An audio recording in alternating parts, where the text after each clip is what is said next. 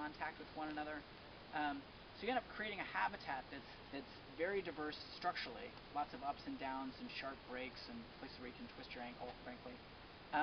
And also lots of very interesting soil types, changing it at very small spatial scales. So if you've got a plant that, say, loves to be on, say, like limestone-rich soils, something that in the grand scheme of things is a little basic, if you remember college chemistry, those plants can find a place here, and 20 meters away you could find a very different set of underlying soils, which could foster a very different plant community. And as you're getting, say, changes in those plant communities, you're getting changes in all the organisms that are supported by those plant communities, so the herbivores or the predators or what have you.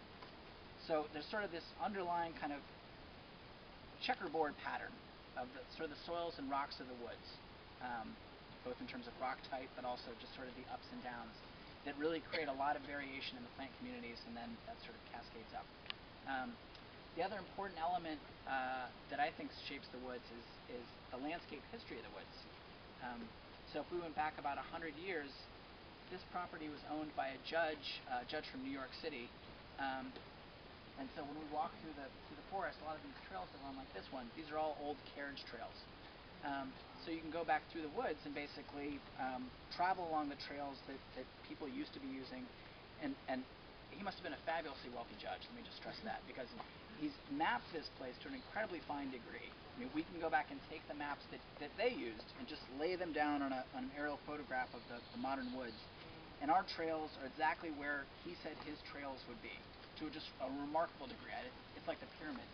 I don't understand how they map something this huge so finely. It's up with an incredible amount of money and probably people with little chains or something.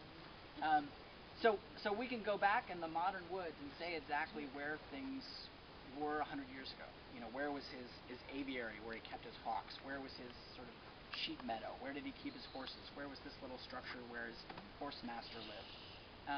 So as a result, there's this really interesting underlying landscape history to the property, which isn't just there creating variation, but it's there in a way that we can sort of exploit and ask questions about.